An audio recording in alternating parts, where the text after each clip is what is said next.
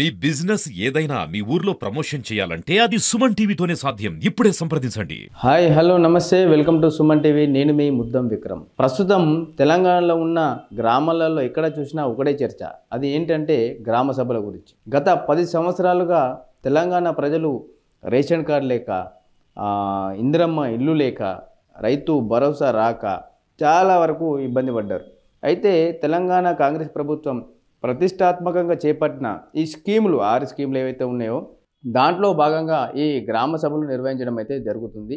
ఈ గ్రామ సభల్లో నిర్వహించడం ద్వారా లబ్ధిదారులు ఎవరైతే ఉంటారో ఈ స్కీములకు వాళ్ళ ఎంపిక విధానం అనేది చాలా సులువుగా జరుగుతుందని చెప్పవచ్చు. ఎందుకంటే ఆఫీసర్లే ప్రతి గ్రామానికి వచ్చి అర్హులైన వారికి ఎంపిక చేయడం అయితే జరుగుతుంది.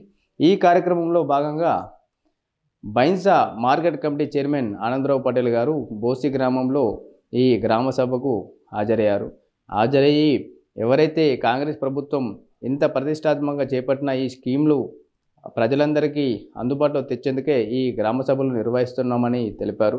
ప్రతి ఒక్కరూ అర్హులైన వారు ఈ అధికారుల వద్ద తమ దరఖాస్తులు చేసుకోవాలని చెప్పేసి వారు తెలిపారు.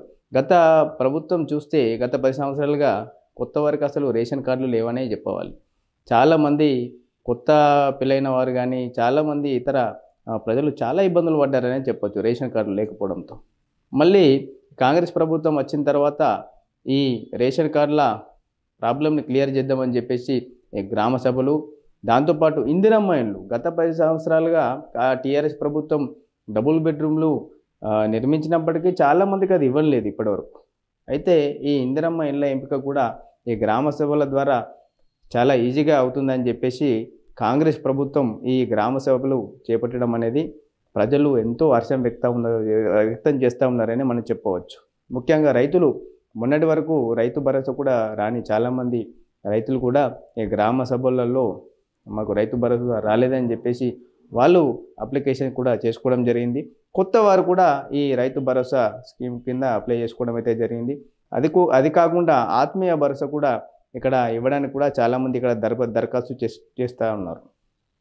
ఇప్పటికైనా ప్రజలు ఈ కాంగ్రెస్ ప్రభుత్వం చేపట్టినటువంటి ఈ గ్రామ సభలు అందరూ సద్వినియోగం చేసుకోవాలని చెప్పేసి రేషన్ కార్డు లేని వారికి రేషన్ కార్డులు, మిగతా ఈ 6 స్కీములకు సంబంధించి ఎవరైతే అర్హులు ఉంటారో ఈ గ్రామ సభల ద్వారా వాళ్ళ దరఖాస్తు చేసుకొని ఈ ప్రభుత్వం అందిస్తున్నటువంటి ఈ ఫలాలు మీరు పొందాలని చెప్పేసి సుమన్ టీవీ తరఫున మేము కోరుతా ఉన్నాం. ఇక ముదోల్ కాన్స్టిట్యున్సీలో ఉన్నటువంటి తానూరు మండలంలోని బోసి గ్రామంలో జరిగినటువంటి ఈ గ్రామ సభకి Bhainsa market committee chairman Anandarao Patel గారు, దాంతోపాటు మాజీ జడ్పీటీసీ బాలేరావు గారు, దాంతోపాటు బోసి మాజీ సర్పంచ్ ఆనంద్ గారు, దాంతోపాటు జిల్లా స్పెషల్ ఆఫీసర్ శ్రీనివాస్ గారు, దాంతోపాటు ఇతర గ్రామ పెద్దలు, దాంతోపాటు ఇతర రాజకీయ ప్రముఖులు, రైతులు, పెద్ద ఎత్తున యువకులు పాల్గొన్నారు.